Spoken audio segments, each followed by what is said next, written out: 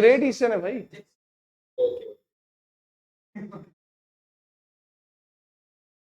मैं कंफ्यूज हो गया कौन सी वाली पूछ रहा है यार। इसमें बेचारे ने पेंसिल, देखो कितनी मेहनत करके बच्चों के लिए उसने ये लिखा है, पेंसिल से लिख लिख करके सबके लिए भेजा है। देख लो क्या है, which of the following is not the major requirement of a linear programming का क्वेश्चन है ये ग्रेट ईस्टर्न में। लीनियर प्रोग्रामिंग याद है किसी को? 12th तो सबने पास किया हुआ है, पीपी करके होता था एक टॉपिक।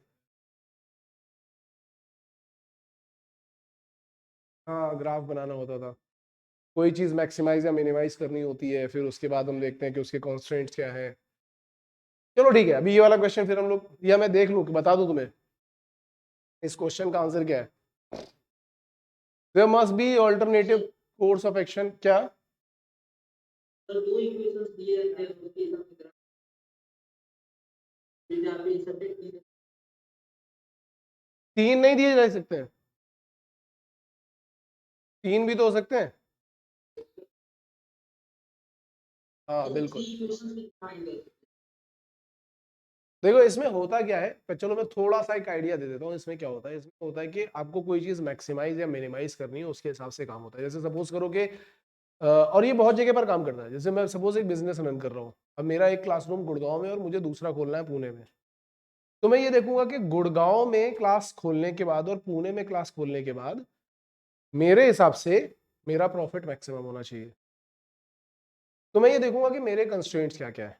अब मेरे कंस्ट्रेंट क्या है कि मुझे टीचिंग चाहिए, मुझे इंफ्रास्ट्रक्चर चाहिए और मुझे हॉस्टल फैसिलिटी चाहिए, ये तीन चाहिए। और फिर मैं ये डिसाइड करूंगा कि उस यहाँ और वहाँ के हॉस्टल में कितने लोग रह सकते हैं, फिर यहाँ की फीस कितनी है और वहाँ की फीस कितनी है, यहाँ की टीचिंग कॉस्ट कितनी है, वहाँ की टीचिंग कॉस्ट कितनी है। इन्हीं सब चीज़ों से तो मैं निकालूंगा। तो होगा क्या कि मैं बोलूंगा कि सपोज नंबर ऑफ स्टूडेंट यहाँ पे लिया मैंने एक्स और वहाँ पे लिया मैंने, तो फिर एक्स प्लस वाई करने के बाद कितने स्टूडेंट होने चाहिए।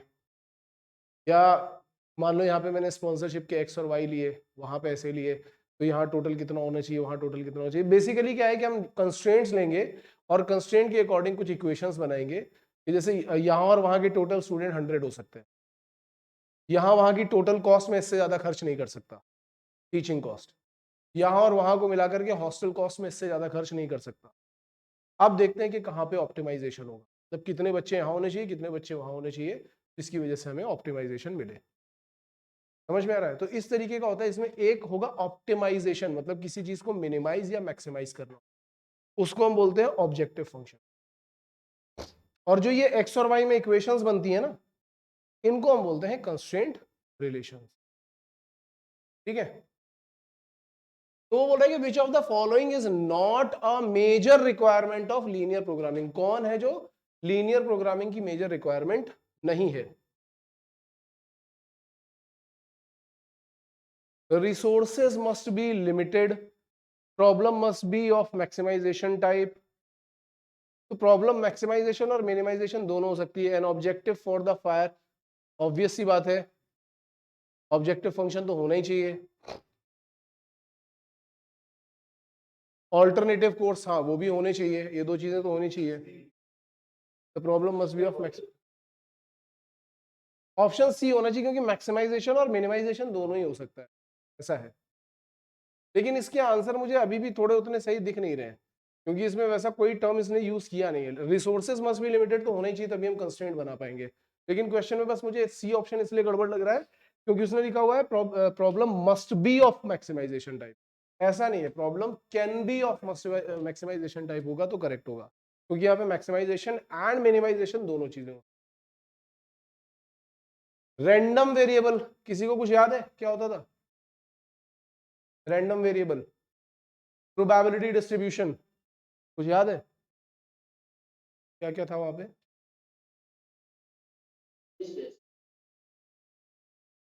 सैंपल स्पेस, हाँ सैंपल स्पेस तो होता है, वो तो ठीक है, वो तो प्रोबेबिलिटी होगी तो सैंपल स्पेस होगा।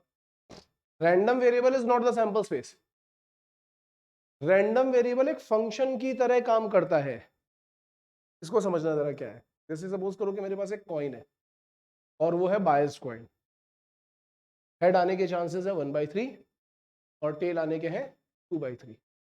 और मैंने बोला कि हेड आएगा तो सक्सेस, टेल आएगा तो फेलियर। गेम समझ में आ रहा है ना? मैं कॉइन को एक बार उछालूंगा, फिर दूसरी बार, फिर तीसरी बार, ऐसे करके मैं कितनी बार उछालूंगा? 10 बार। जनरली हम बोलते हैं n टाइम्स। तो जितनी बार आप उस कॉइन को उछाल रहे हो या जितनी बार आप उस एक्सपेरिमेंट को रिपीट कर रहे हो उसको हम बोलते हैं ट्रायल्स। कितने ट्रायल्स किए जा रहे हैं। तो जनरली जो ट्रायल्स होते हैं वो होते हैं n नंबर ऑफ ट्रायल्स। अब n के लिए बोल सकते हैं n कैन बी 5, 6, 7। दो ही आउटकम होंगे, सक्सेस एंड फेलियर।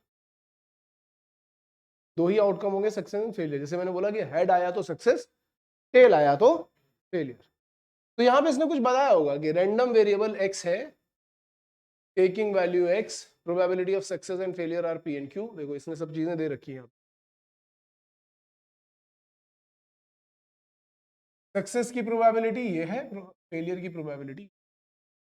तो अगर मैं ऐसा बोलूं कि p प्लस क्यू हमेशा 1 होगा, कोई प्रॉब्लम है इसको? तो सर क्योंकि दो ही आउटकम है। मैंने बोला था कि अगर हेड आने का 1/3 है तो टेल का क्या बोला था? 2/3।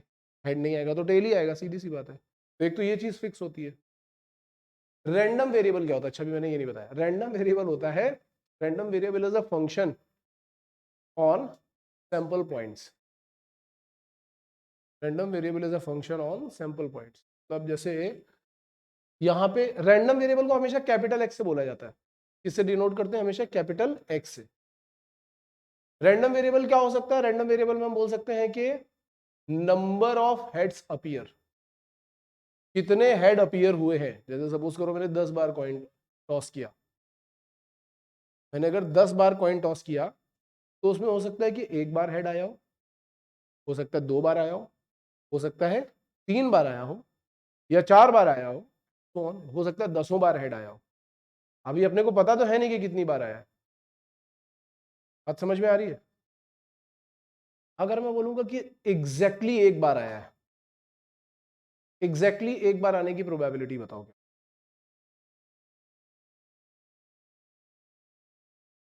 भाई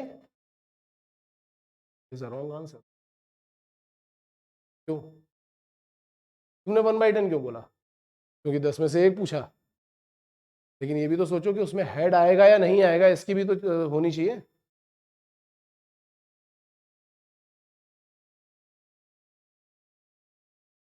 1/2 क्यों किया? मैंने हेड की प्रोबेबिलिटी तो 1/3 बोली थी।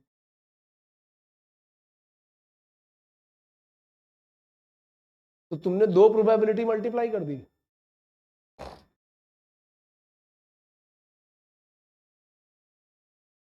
हाँ,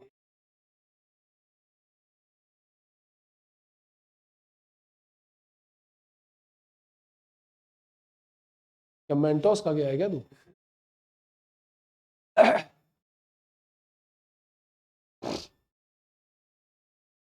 गलत है तेरा बात। सर 3/5। ये कह रहा 3/5 आएगा। अच्छा, अभी हम क्या कर रहे हैं? रैंडम वेरिएबल तो चलो ठीक है, ये तो काफी बड़ी बात कर दी मैंने। मुझे लग रहा है अभी तो अपने को यही नहीं समझ में आ रहा कि प्रोबेबिलिटी कैसे निकालेंगे, है ना? मैं सीधा सीधा बोल रहा हूं कि सक्सेस आने की प्रोबेबिलिटी है 1/3 और फेलियर की प्रोबेबिलिटी है सपोज 2/3। नंबर ऑफ ट्रायल्स है 10। 10 बार हमने टॉस किया उसको, ठीक है? नंबर ऑफ ट्रायल्स है 10। इसका मैं कलर चेंज कर देता हूं तो ज्यादा अच्छा दिखाई पड़ता है। नंबर ऑफ ट्रायल्स है 10। मैं सिर्फ ये पूछ रहा हूं कि अगर एक बार सक्सेस मिली होगी तो प्रोबेबिलिटी क्या होनी चाहिए? गलत है वो, पहले ही गलत हो गया वो। अब ध्यान से सुनना, मैं यहाँ पे ये बना रहा हूँ 1 2 3 4 5 6 7 8 9 10। यही तो बोल रहा हूँ। तुम बोल रहे हो कि 1/10 क्यों? क्योंकि 10 में से एक, इसीलिए तो बोल रहे हो ना।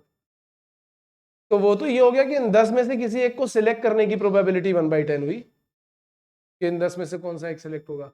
लेकिन हम उस पर जा ही नहीं रहे। हम ये बोल रहे हैं कि सिर्फ एक बार हेड आएगा।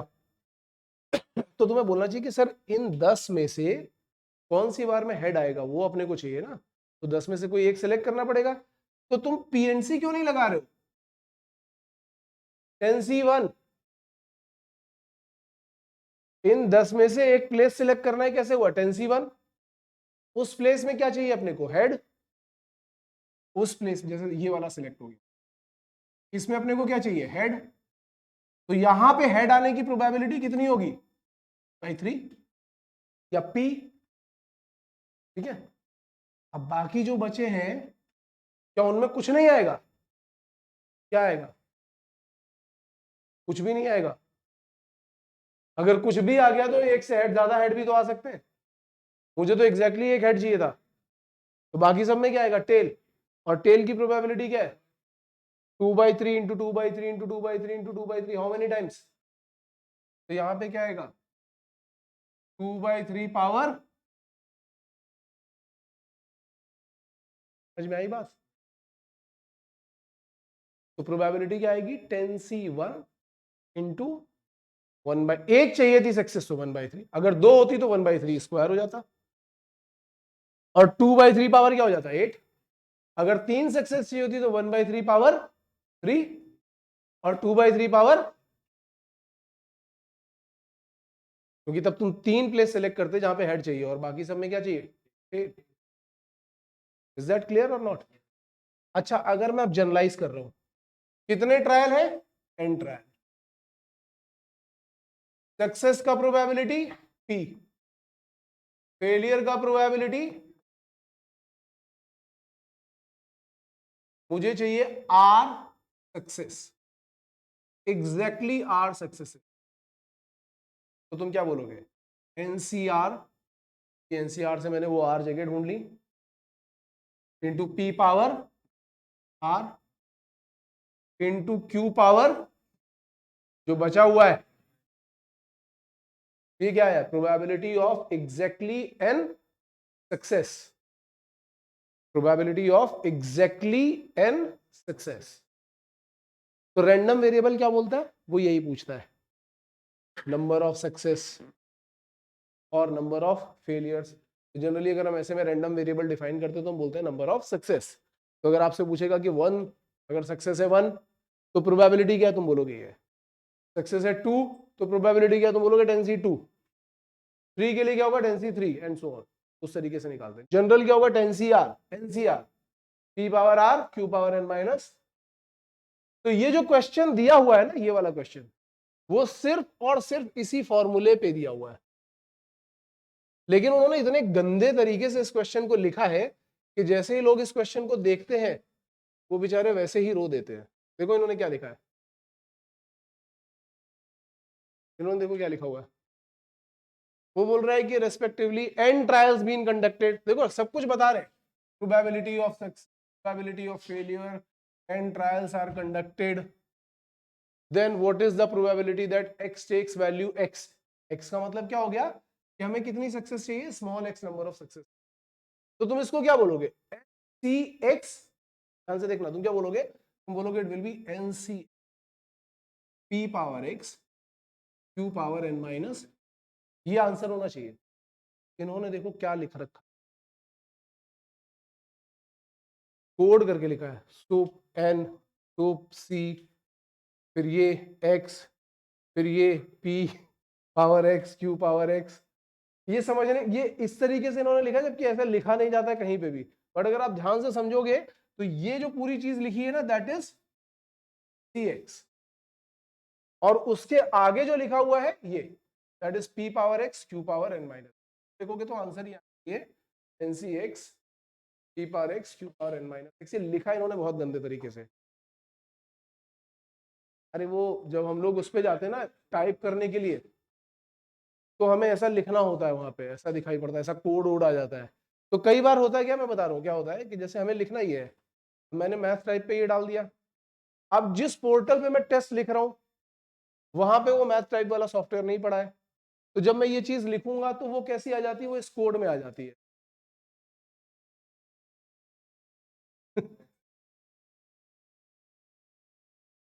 समझ में आ रहा है, तो मुझे बताना ये था कि प्रोबेबिलिटी हम कैसे निकालते हैं बाइनोमियल डिस्ट्रीब्यूशन में, फॉर्मूला ये है, लेकिन उसको इन्होंने इतना गंदी तरीके से लिखा हुआ है, ये आपको समझ, आंसर बी था इसका। भाई डायरेक्टली रट्टा मार के मत चले जाना, इस बार हो सकता है कि ये लोग बदले, क्योंकि पिछली बार मैंने एक वीडियो बना दिया था इनके ऊपर और ये भी लिख दिया था कि इन लोगों के क्वेश्चन सब गलत है और ये ध्यान नहीं दे रहे हैं, और कई सारे स्टूडेंट से मैंने यहाँ से मेल करवाई थी। तो इट मे बी पॉसिबल कि इस बार का पेपर, क्योंकि उन्होंने उसके बाद क्या किया था, फिर रिटन कंडक्ट ही करवाना बंद कर दिया था जब वीडियो बनाया था मैंने। तो मे बी पॉसिबल कि इस बार वो शायद पेपर बदल दे। Okay, according to Pythagoras theorem the distance between the point, toughest question of IIT advanced examination, JEE advanced, that is x2 minus x1 का whole square plus y2 minus 1. Differentiate log base 10 x square plus 1, यहां पे देखो इन्होंने लिखा कितने, यहां भी देखो कितने गंदे तरीके से लिख रखा है,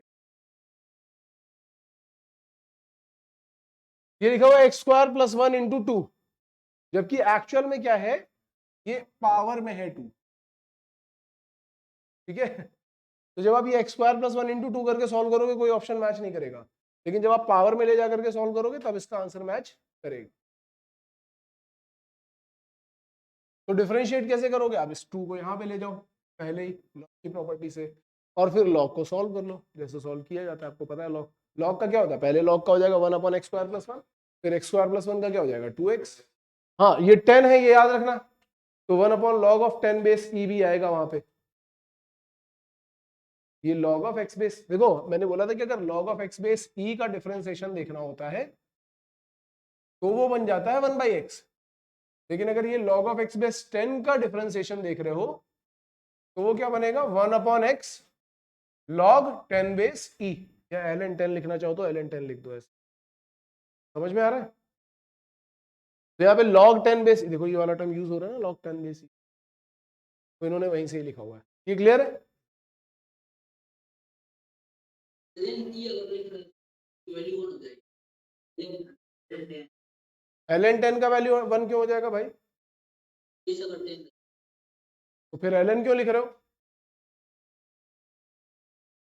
ln क्या होता है log नेचुरल बेस, बेस में e,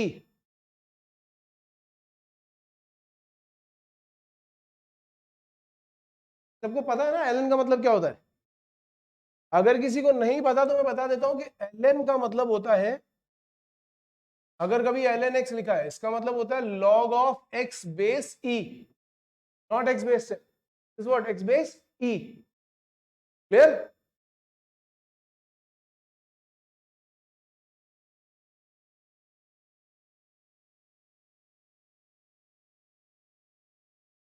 ठीक है, इफ x इक्वल टू 2, देख लेता हूं क्वेश्चन क्या है, if x equal to 2 in cot t and y equal to tan t plus cot t, then the, देखो अब ये क्वेश्चन भी थोड़ा इसने गलत लिख दिया है, या तो 2 इंटू cot t होना चाहिए,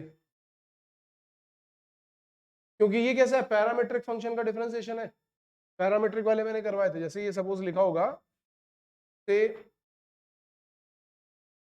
पता नहीं क्यों इसने 2 इंटू कॉट टी लिखा हुआ है, ये कुछ ऐसा होना चाहिए कि x equal to suppose 2 cot t लिख दिया इसने, और y इक्वल टू,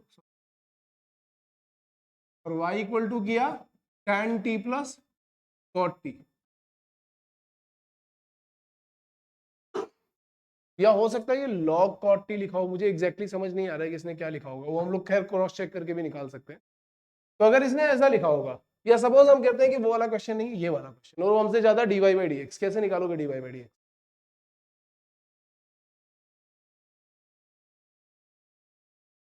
हाँ एग्जैक्टली, जब आपको dy बाई dx निकालना होगा what you have to do, dy by dt upon dx by dt, तो आप dy बाई dt अलग करो, dx बाई dt अलग करो, दोनों को डिवाइड कर दो, फाइनल आपको यहां से मिल जाएगा। इज दैट क्लियर और नॉट। तो अगर हम dy बाई dt देखते हैं, dy बाई dt, एक सेकंड रुकना यार जरा, तो लेट्स सी, अगर मैं यहाँ पे dy बाई dt करता हूं तो dy बाई dt क्या हो जाएगा, ये हो जाएगा sec square t minus cosec square t, ठीक है, और dx बाई dt करूंगा तो ये आ जाएगा -2 cosec स्क्वायर t। अब इसके बाद इसको डिवाइड करके देख लो, स्प्लिट करके अपने आप तुम्हें आंसर मिलने लगे।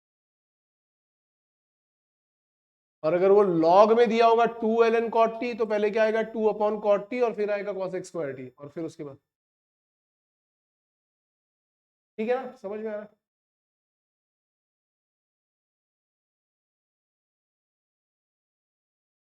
बेटा मैं पहले ही बोल रहा हूँ कि क्वेश्चन उसने गलत लिखा हुआ है तो आंसर कुछ ना कुछ इधर उधर आ ही रहा होगा। यहाँ पे मुझे ये नहीं समझ में आ रहा है कि उसने इन क्यों लिखा है। या तो 2 × cot t होगा या 2 ln cot t होगा, जैसा भी क्वेश्चन होगा आप सॉल्व कर सकते हो फर्दर, ठीक है ना। मैं बस ये बता रहा हूँ कि इसका मेथड क्या है, क्वेश्चन तो उसने थोड़ा गलत लिखा ही हुआ है। नेक्स्ट क्वेश्चन है what is the integral of sin power 5x into cos cube x, lower limit है 0, अपर लिमिट है π/2। देखो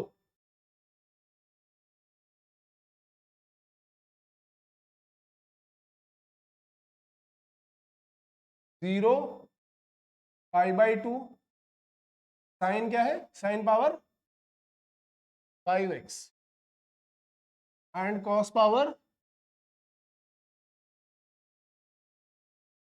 कैसे निकालोगे बस ये बताओ।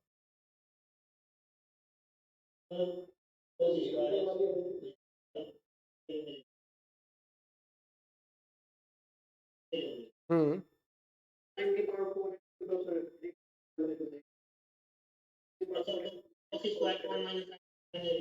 बहुत बढ़िया, तुम दोनों ने एकदम अच्छी खिचड़ी पकाई, कुछ नहीं समझ में आया मुझे, लेकिन मुझे बस इतनी चीज समझ में आई कि साइन एक्स को टी लेंगे।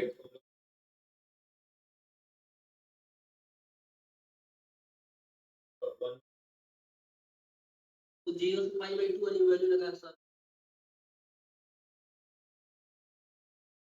गुड, मतलब लोगों को ये, प्रॉपर्टी लगाएंगे फिर दोनों का। ठीक है,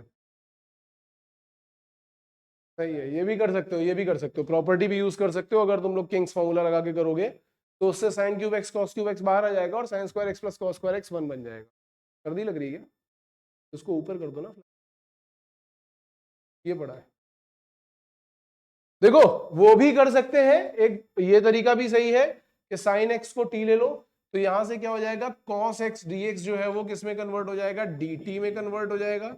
अभी आप यहाँ पे ध्यान से देखो, जब आप यहाँ पे सब्स्टिट्यूट करोगे तो ये आ जाएगा 0 to 1, साइन एक्स की जगह पर आपने रखा है t⁻5, कॉस क्यूब एक्स को स्प्लिट करो cos square x into cos x से, ठीक है, तो कॉस एक्स डी एक्स आपका क्या बन जाएगा D T, cos square x को क्या लिखेंगे 1 माइनस साइन स्क्वायर एक्स, तो ये ऐसा आ जाएगा, अंदर मल्टीप्लाई करोगे तो आ रहा होगा t⁻5 माइनस t⁻7 dt, और ये कहां से कहां तक जा रहा है 0 से लेकर के 1 तक, फिर आगे इसको लेकर के जाओगे तो it will be t⁻6/6 minus t⁻8/8, value दे दो 0 to 1, तो 0 देने का मतलब नहीं है 1 ही दो, तो it will B 1/6 minus 1/, now you can simplify it and find the answer. Okay, ये कैसे करना है समझ में आ रहा है सबको?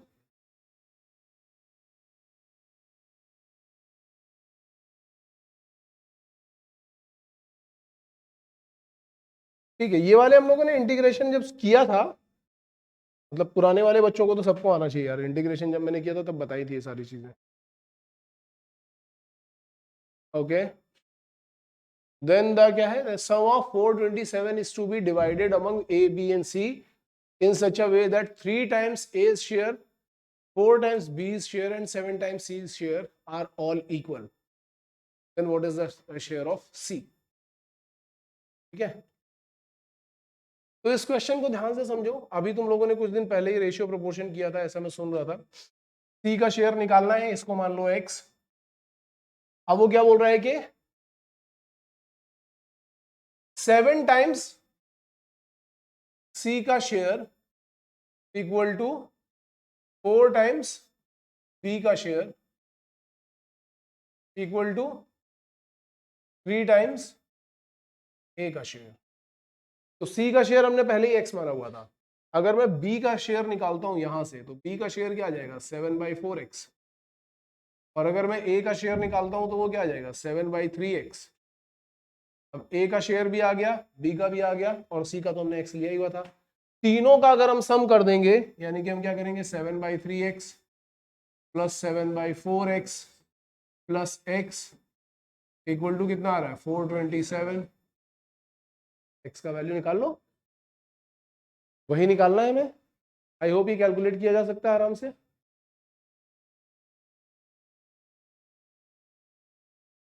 देखो ये जितनी भी चीजें हम कर रहे हैं ना, घर पे एक बार कैलकुलेट कर लेना, मैं पेपर शेयर करूंगा, घर पे कैलकुलेट कर लेना, आंसर देख लेना कौन सा वाला मैच कर रहा है, ये भी देख लेना कि क्वेश्चन गलत है या सही है। If A and B are in the ratio 3:4 and B and C are in the ratio 12:13, then A and C will be in the ratio। देखो ये रेशियो प्रोपोर्शन अभी जस्ट किया हुआ तुम लोगों ने, और उसी का बहुत आसान सा क्वेश्चन है ये। तो जब भी ऐसा क्वेश्चन आए क्या करो, A B and C ऐसा लिख लो। A and B are in the ratio 3:4 and B and C are in the ratio क्या है 12:13। तो इसका तरीका क्या होता है, इन दोनों को तो मल्टीप्लाई करना ही करना है, ये तो श्योर सी बात है कि इन दोनों को हम मल्टीप्लाई करेंगे, तो इधर क्या आ जाएगा 48, 12 को यहां कर दो,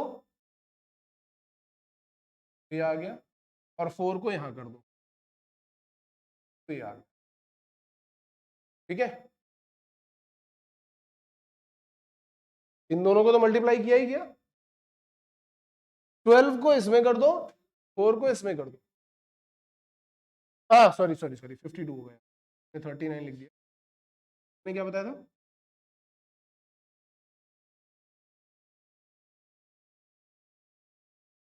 हाँ वो भी चलेगा, वो भी चलेगा।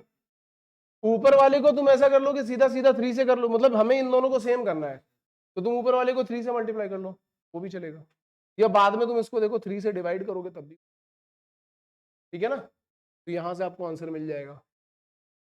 सिंपल केस है, सिंपल क्वेश्चन है, लेकिन अगर आप इसमें ध्यान से देख रहे होगे तो इसके क्वेश्चन का लेवल एंग्लो के क्वेश्चन के लेवल से थोड़ा सा ऊपर है, इसमें कैलकुलेशन हो रही है।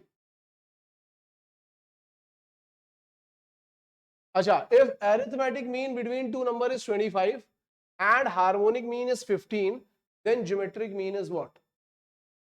arithmetic mean यानी कि a जो है वो क्या है 25, यहां पे दिया हुआ है कि arithmetic mean is 25, और हार्मोनिक मीन भी दिया हुआ है, वो क्या दिया हुआ है 15, और वो पूछ रहा है कि ज्योमेट्रिक मीन क्या होगा। आपको पता है a g और h का रिलेशन क्या होता है, g² equal to a into H, value डालो, जी का वैल्यू आ जाएगा, देख लेना जो भी आ रहा होगा, तो मुझे याद नहीं है लेकिन तुम चेक कर सकते हो। g², a g और h जो होते हैं जीपी में होते हैं, a g and h are in GP. कभी कभी ये भी पूछा जा सकता है, डायरेक्टली फॉर्मूला भी इस क्वेश्चन बन के आ जाता है। क्लियर है।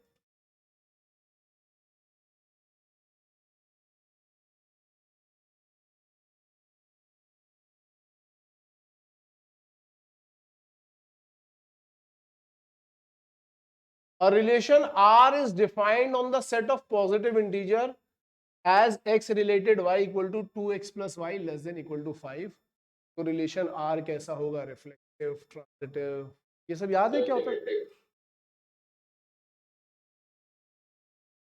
2x प्लस वाई जो है वो लेस देन इक्वल टू 5 है, तो वो पूछ रहा है कि ये कैसा होगा, रिफ्लेक्सिव होगा, ट्रांजिटिव होगा, या सिमेट्रिक होगा, या कुछ भी नहीं होगा।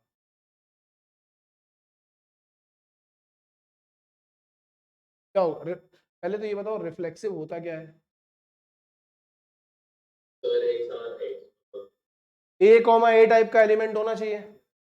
अब वो किस तरीके के नंबर है, पॉजिटिव इंटीजर्स हैं, वो किस तरीके के नंबर है, वो सारे पॉजिटिव इंटीजर्स हैं।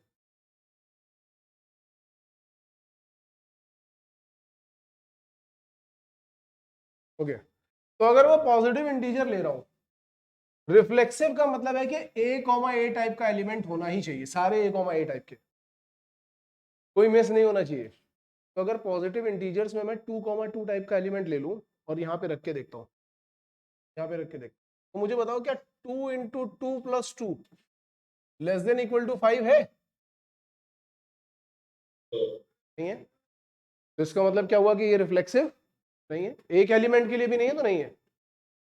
ट्रांजिटिव, ट्रांजिटिव का मतलब होता है कि a, b and b, c है, तो A कॉमा सी भी, है ना। तो मैंने क्या किया कि इसको भी चेक करके देखता हूं कि ऐसा होता है कि नहीं होता है। तो मैंने यहां पे क्या लिया, A को लिया मैंने 2,1 एंड 1,2। ये हुआ A कॉमा बी, ये लिया B कॉमा, चलो 3 ले लो। तो उसके हिसाब से क्या होना चाहिए, 2,3 होना चाहिए। अच्छा मैंने ये कैसे लिया, देखो 2 इंटू 2 प्लस 1 करोगे तो वो लेस देन इक्वल टू 5 आ रहा है, एंड 2 इंटू 1 प्लस 3 करोगे तो वो भी लेस देन इक्वल टू 5 आ रहा है। लेकिन अब मैं चेक करूंगा कि क्या 2 इंटू 3 के लिए वैलिड है। तो जब हम 2 इंटू 2 प्लस 3 करेंगे तो ये वैलिड नहीं है, नहीं है तो ये ट्रांजिटिव भी नहीं है। और सिमेट्रिक की कंडीशन क्या होती है कि अगर A कॉमा बी है तो B कॉमा ए भी होना चाहिए। तो वो तो तुम ऐसे ही देख सकते हो, किसके लिए देख सकते हो, 1,3 के लिए। 1,3 एग्जिस्ट करेगा लेकिन 3,1 एग्जिस्ट नहीं करेगा। 1,3 एग्जिस्ट करेगा लेकिन 3,1 एग्जिस्ट नहीं करेगा। तो ये क्या है, ये सिमेट्रिक भी नहीं है। तो फाइनल आंसर क्या होगा, ये कुछ भी नहीं है, none of these is the correct answer. समझ में आया। इसमें नंबर सब्स्टिट्यूट कर करके हमें चेक करना पड़ेगा। किसी एक के लिए आ रहा है उससे फर्क नहीं, यहाँ पे हमें चेक करना होता है कि किसके लिए नहीं आ रहा है। यहाँ में ये नहीं देखना होता है कि किसके लिए आ रहा है, यहाँ चेक करो कि किसके लिए नहीं आ रहा है। अगर किसी एक के लिए भी नहीं आ रहा है तो नहीं है। ओके ठीक है।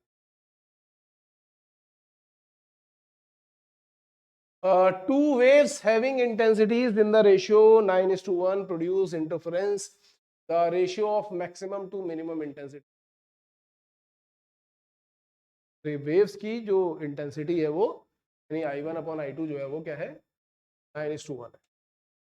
तो वो बोल रहा है कि मैक्सिमम इंटेंसिटी और मिनिमम इंटेंसिटी का रेशियो क्या होगा।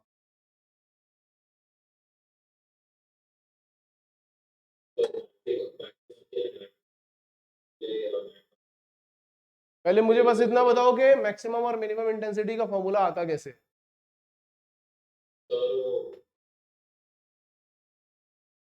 आई मैक्स क्या होता है, अगर मैंने I1 और I2 ले लिया तो अगर मैं पूछूंगा कि आई मैक्स कहां से आएगा, आई मैक्स का फॉर्मूला क्या होगा और आई मेन का फॉर्मूला क्या होगा।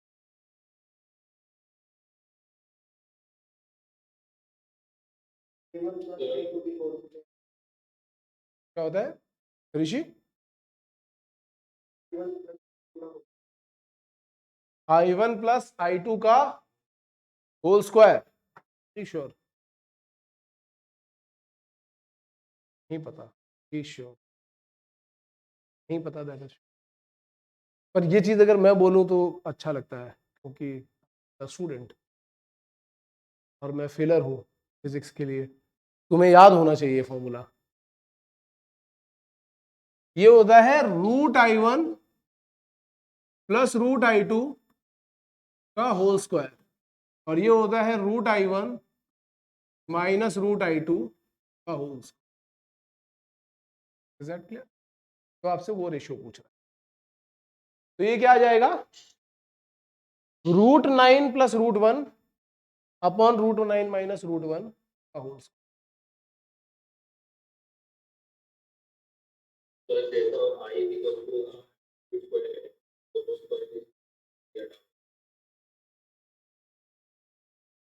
हाँ सॉरी, यहाँ पे स्क्वायर भी करना पड़ेगा हमें। नहीं लेकिन अगर हम बोल रहे हैं कि एम्पलीट्यूड का स्क्वायर है ना, आई इक्वल टू के √I1 का स्क्वायर के I1। नहीं ठीक है, ये यही रहेगा, यही रहेगा, ये करेक्ट रहेगा। आप इसको बस डिवाइड करो, यहाँ पे आई मैक्स अपॉन आई मिन निकालना पड़ेगा, तो 4 ही आना चाहिए आंसर। अगर ऑप्शन में नहीं होगा तो वो गड़बड़ है। हाँ तो वो गड़बड़ होगा, हो सकता है उसने कुछ और आंसर डाल दिया।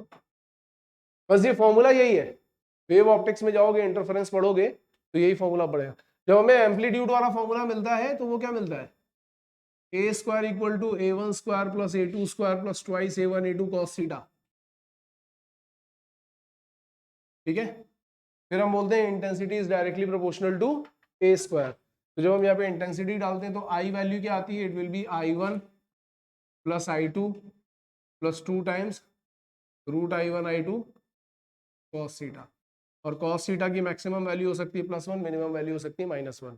तो जब आई मैक्स निकालते हो तो क्या आता है, √I1 plus √I2 whole square, और आई मिन क्या आता है, √I1 minus √I2 whole square. ठीक है,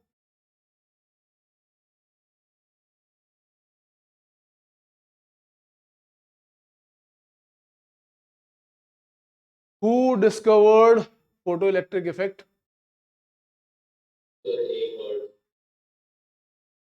फोटो इलेक्ट्रिक इफेक्ट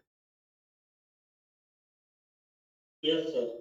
यार चेक करो जरा एक बार फोटो इलेक्ट्रिक, मुझे लग रहा है आइंस्टाइन ने किया था।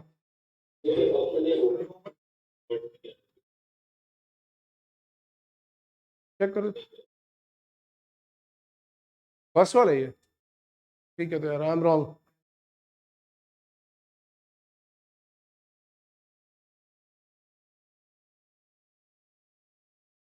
ठीक है, अब बाकी तो ये फिजिक्स के क्वेश्चन तो उतने मुझे थ्योरी बेस ही दिखाई पड़ रहे हैं, एक बार इनको गो थ्रू कर लेना।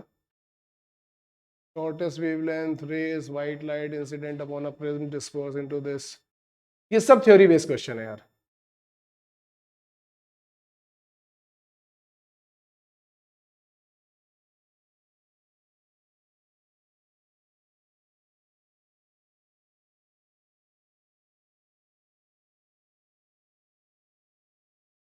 यूनिट ऑफ कैपेसिटेंस भी पूछ लिया है।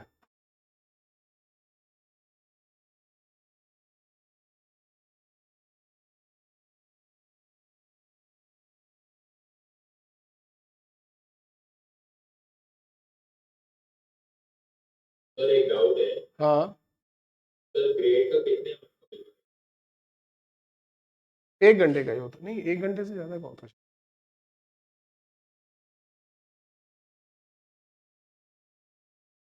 नहीं नहीं, 2 घंटे का नहीं होता है, एक एक 1 घंटे का ही होगा, 1 घंटे का। ये 60 क्वेश्चन है।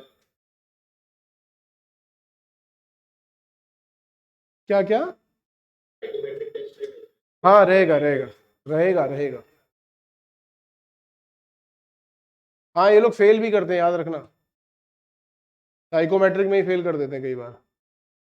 ठीक है, इसमें कई सारी चीजें ऐसी हैं जो फिजिक्स, सबके इक्वल नंबर ऑफ क्वेश्चन होंगे मेरे ख्याल से। हाँ ये देख लो, ये अब ये वाले क्वेश्चंस पे आ जाते हैं, डायरेक्शन सेंस पे आ जाते हैं। Radha moves towards south east distance of 7 kilometre, then she moves towards west and travels a distance of 14। पहले तो साउथ ईस्ट चलते हैं। तो राधा गई यहाँ पे है, सपोज साउथ ईस्ट गई, ठीक है, कितना गई है वो, 7 किलोमीटर्स। फिर उसके बाद वो वेस्ट डायरेक्शन में चली गई है, कितना, 14। तो यहाँ चली गई वो 14 kilometre. From here she moves towards north west. तो नॉर्थ वेस्ट अपना क्या हो गया, नॉर्थ उधर वेस्ट, तो नॉर्थ वेस्ट की डायरेक्शन में अब चली गई है। और कितना डिस्टेंस चली, 4 किलोमीटर, अच्छा कम डिस्टेंस चली, 10 किलोमीटर चली। तो यहाँ पे 14 और फिर यहाँ पे 4 लिखा है यार। अच्छा 7 ही चली है, सॉरी 7 चली, तब तो ये पूरा पैरेललोग्राम जैसा बन गया। और 4 किलोमीटर ईस्ट, तो ये थोड़ा 4 किलोमीटर यहाँ चल गई बस। तो ये 7 है, ये 14 है। अब इसको हम डॉट डॉट डॉट डॉट करके, तो ये अगर 4 है तो ऑब्वियस सी बात है कि कितना बचेगा, 10 होगा। डायरेक्शन वायरेक्शन भी निकाल ही सकते हो तुम लोग, ठीक है ना। बिल्कुल इजी क्वेश्चन है, इसमें कुछ भी नहीं करना है।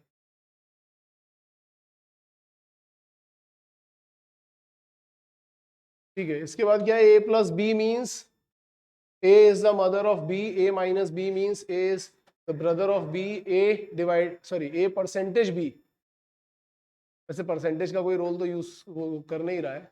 a into b means a is the sister of b, which of the following relation show that p is maternal uncle of q, p is the maternal uncle of q। चलो ठीक है, तो जरा ऐसा करते हैं, यहां से देखते हैं, मुझे c वाला जरा ज्यादा सही दिखाई पड़ रहा है। क्यों ऐसा सी दिखाई पड़ रहा है सही, क्योंकि पी और क्यू का रिलेशन वहीं से आ रहा है, अदरवाइज क्यू और पी के रिलेशन आ रहे हैं। यहाँ पे देखते हैं, पी जो है ये सर मैटरनल मतलब पापा। नहीं, मैटरनल मतलब मम्मी वाली साइड से होता है, पी हो जाता है पैटर्नल, पापा वाली साइड से। तो P माइनस एम, तो P माइनस एम का मतलब P is the brother of, मतलब A is the brother of B था ना, ये वाला रिलेशन देखो। तो हमें यहां से पता चल गया कि P जो है वो क्या है, M का ब्रदर है। P और M दोनों सेम उसमें ही है, ठीक है, जनरेशन में, ठीक है। और ये भाई है, ये भाई है, और ये डिफाइन नहीं, लेकिन हम सिस्टर अभी मान लेते हैं थोड़ी देर के लिए, नहीं भी होगा तो बाद में देखेंगे। M plus N, A is the mother of B। हाँ तो ठीक है, अब ये तो डिसाइड हो गया कि M प्लस N दिया है, तो M प्लस N का मतलब क्या हो गया कि M is the mother of N। तो N आ गया नीचे वाली जनरेशन में, N इंटू क्यू। तो N इंटू क्यू में क्या था कि A इंटू बी में A इज द सिस्टर, तो N is the sister of Q। ये दोनों सेम जनरेशन में, N is the sister of Q। तो बेसिकली ये जो N और Q हैं, ये दोनों इन्हीं के ही बेटे हैं, बेटे या बेटियां जो भी हैं। तो जब हम P और Q में रिलेशन बनाएंगे तो वही आ रहा होगा, P is the maternal uncle of Q। Is that clear? कहां से? ऐसे और एक बार तो नहीं बोलूंगा मैं, पहले बताओ कहां से पूरा। बंगाली में क्या बोलते हैं मामा को? हाँ, और मम्मी को और पापा को, ठीक है, और भाई बहन को, भाई बोधी, बोन, ठीक है। ध्यान से देख, A प्लस बी में क्या है, अच्छा ये सब ऊपर यहां देखो, P माइनस एन देखते हैं। A माइनस बी क्या है? A इज द भाई ऑफ B। तो अगर P माइनस एम है तो P इज द भाई ऑफ, कितना समझ में आया? सेम जनरेशन के भाई बहन, तो मैंने सेम लाइन में बनाया। अभी थोड़ी देर तक मेरे को ये नहीं पता था कि M जो है वो मेल है या फीमेल, मैंने सिस्टर लिख दिया था पहले ही, क्योंकि मुझे ऐसे एक फीलिंग आ रही थी कि होगी सिस्टर ही, लेकिन मुझे पता नहीं था कि है कि नहीं है। तो दूसरा रिलेशन क्या मिला, M plus n. A is the माँ ऑफ B। तो P प्लस एन करोगे तो क्या हो जाएगा, सॉरी M प्लस एन करोगे तो क्या आ जाएगा, M इज द माँ ऑफ, ठीक है। तो ये नीचे वाली जनरेशन में आ गए, ऊपर वाली जनरेशन में ये लोग थे, ये दोनों भाई बहन थे। ये जो बहन है उसका बेटा, ये बेटा या बेटी जो भी है, एन आ गया। एन इंटू क्यू, तो ए इंटू बी में क्या लिखा हुआ है, ए सिस्टर ऑफ बी। तो एन इंटू क्यू में क्या हो जाएगा, n is the sister of Q. Q कुछ भी हो सकता है, भाई भी हो सकता है, बहन भी हो सकती है, ठीक है। बट है क्या, दोनों एक ही जनरेशन में है। तो एक चीज तो क्लियर हो गई कि एम जो है उसके दो बच्चे हैं, एक एन और एक क्यू। और इस एम का जो भाई है वो कौन है, तो वो जो पी है वो इन दोनों का क्या हुआ, मैटरनल अंकल। मतलब ये क्या बोल रहा है, M is the maternal uncle of Q, P is the maternal uncle of Q. तो P is the maternal uncle of Q, खत्म।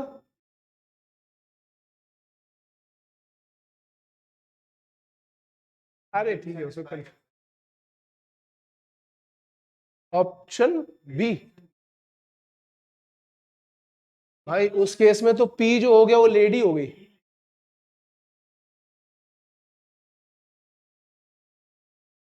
समझा ना।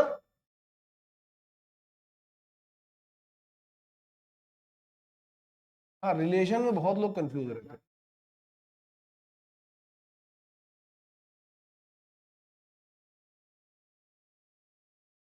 हाँ, तुम्हें ये वाले देखने होंगे, इनके थ्रू रिलेशन बनाना होगा और देखना होगा कि क्या ये मैच कर रहा है कि नहीं कर रहा है, तो क्वेश्चन पूछ।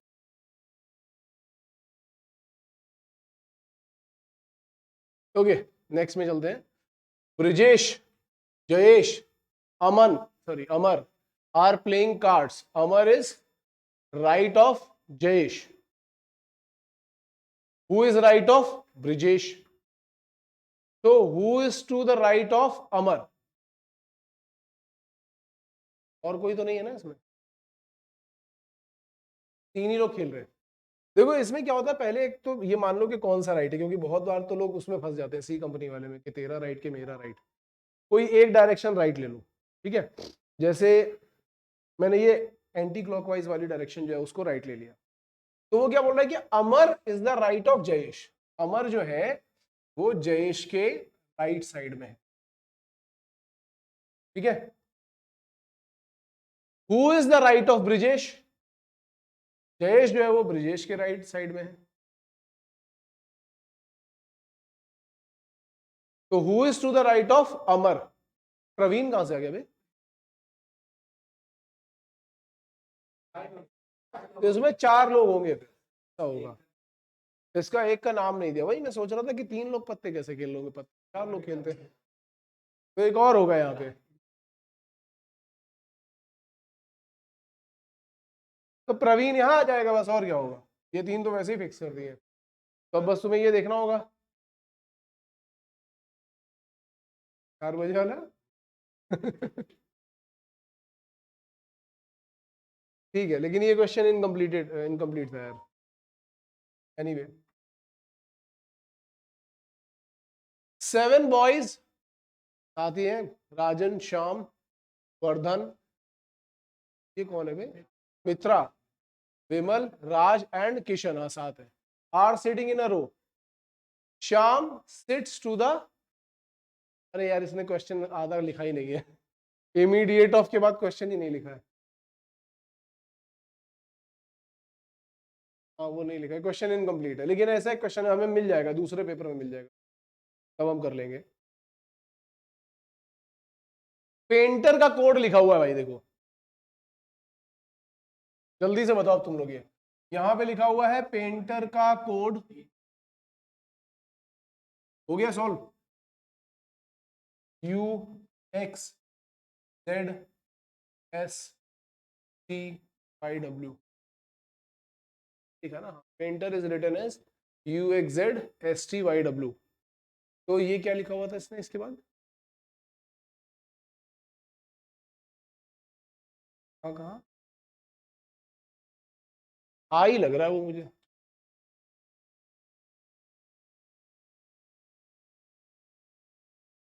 जी H E I S A, इसका कोड क्या लिखा हुआ है इन्होंने,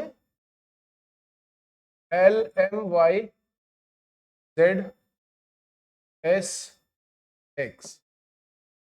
तो अच्छा यहां से देखो एक चीज पता चल रही है कि ए को हम लोग एक्स से ही रिप्रेजेंट कर रहे हैं, चाहे वहां हो चाहे यहाँ पे हो, ए का मतलब हो गया एक्स।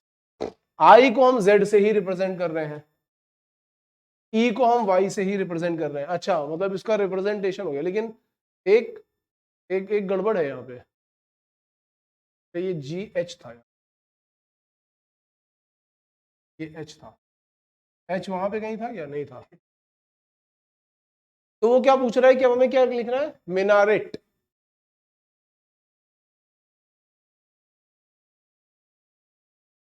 तो जरा इन दोनों में देखो एम का कोड कहीं दिखाई पड़ रहा है,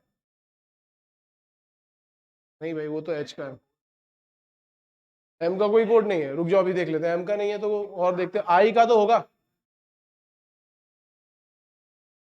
ठीक है। आई का दिया है, एन का दिया हुआ है एस, ए का क्या है एक्स, आर का क्या है डब्ल्यू, और टी का क्या है, टी का टी ही दिया हो। बस ये वाला नहीं मिसिंग मालूम था, लेकिन बाकी सब तो मालूम है। तो Z X S X W Y T, हाँ ठीक है, तो सी करेक्ट होगा, इसका आंसर सी करेक्ट होगा, ठीक है।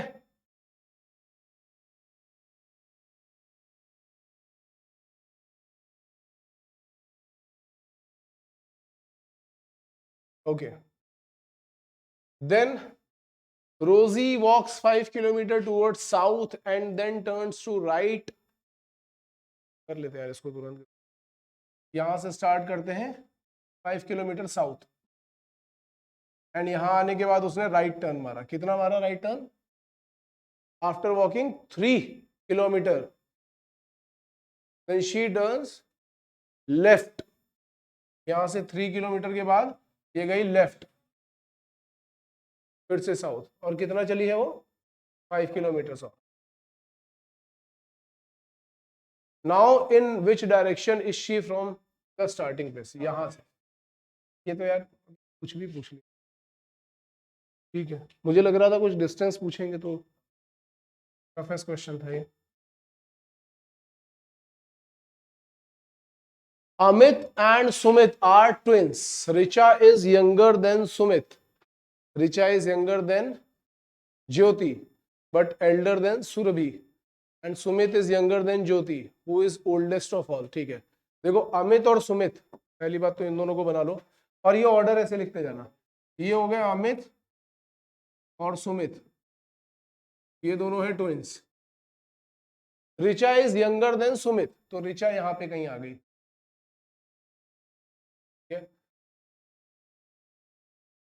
बट एल्डर देन तो सौरभ, ये हो गया सौरभ। मुझे पहले सुरभि दिखाई पड़ रहा था यार। सुमित इज यंगर देन ज्योति, तो ज्योति कहीं यहां पे, ज्योति ही सबसे बड़ी है, मतलब बड़ा नहीं। ठीक है, एक एक लाइन में हो रहे हैं यार ये सारे क्वेश्चंस। हाँ, एमयूसीटी में भी आते हैं ऐसे क्वेश्चन। फिर रोहित वॉक 25 किलोमीटर साउथ, नीचे आया होगा, he turn to his left, ठीक है, walk 20 kilometres, and then he turns to his left, फिर से लेफ्ट ऊपर चला गया 25 kilometres, and then he turn again to the, पता नहीं कहाँ मुड़ा है, तो इस क्वेश्चन को तो छोड़ ही दो, घर वापस आ गया वो, उसी लाइन पे आ गया होगा। 5 girls are sitting on a bench to be photographed. Seema is to the left of Rani and to the right of Bindu. Mary is to right of Rani. ये लड़की है कौन यार? रीटा भी है। फिर ये क्वेश्चन इनकम्प्लीट है यार, इसके आगे उसने पूछा ही नहीं, क्या पूछना क्या है, इंफॉर्मेशन दे दी उसने, पूछा कुछ नहीं है। ये एक्चुअली क्वेश्चन लिख नहीं पाया ढंग से, बट हमें दूसरे पेपर में कहीं ना कहीं मिल जाएगा, कोई बात नहीं, अपने पास 3-4 पेपर है तो कहीं ना कहीं मिल जाएगा। क्वीन का कोड लिखा हुआ है यहाँ पे, तो किंग का कोड क्या होगा?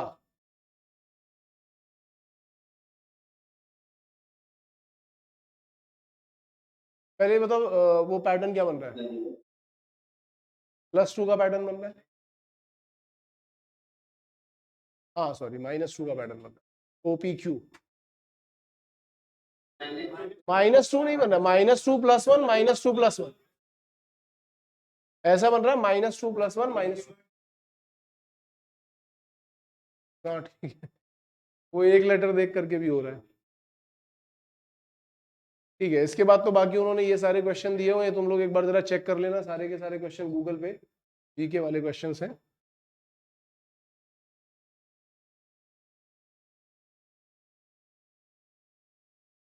ठीक है, अब एक काम करते हैं, यहां से देखो एक आइडिया तो तुम्हें मिल गया होगा कि एक एंग्लो का पेपर हमने कर लिया और एक ग्रेट ईस्टर्न का पेपर हमने।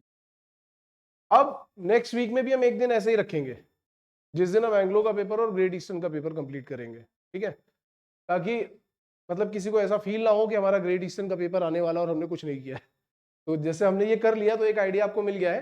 नेक्स्ट वीक में हम फिर से एक बार कर लेंगे, जितने ज्यादा हो सकते होंगे उतने कर लेंगे, ताकि अगर बाई चांस कोई पेपर अपना आने वाला हो, जैसे कोई बोलेगा कि, और अगर ऐसा हुआ कि ग्रेट ईस्टर्न का 7 या 8 दिन के बाद पेपर होगा, तो हम ग्रेट ईस्टर्न के सारे पेपर एक दिन में कर, मतलब इंटेंसिव लगा करके सारे के सारे पेपर जितने भी अवेलेबल हैं या जितने भी रैंडम क्वेश्चन अवेलेबल हैं वो सब मैं शेयर कर दूंगा, अभी सब पे ही कर दूंगा, मतलब एक ऐसा नहीं कि एक पे करूंगा, एक सब पे ही करूंगा। तो तुम्हें क्या करना है कि वो सारे पेपर अपनी तरफ से ट्राई कर लेना,